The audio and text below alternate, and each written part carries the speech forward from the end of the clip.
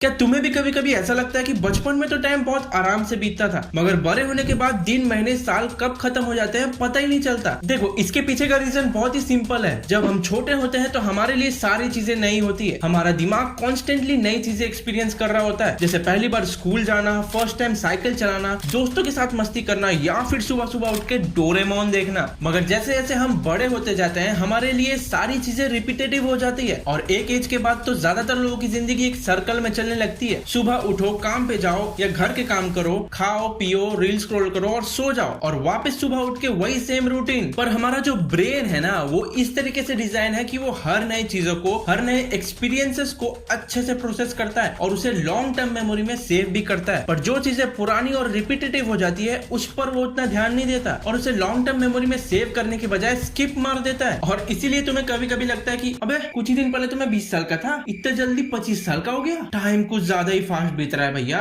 ना भैया, time fast नहीं बीत रहा, बल्कि तुम्हारी जिंदगी एक ही सर्कल में चल रही है, डेली वही घिसा पिटा रूटीन। इसलिए जाओ, बाहर निकलो, नई चीजें ट्राई करो, नए एक्सपीरियंसेस लो।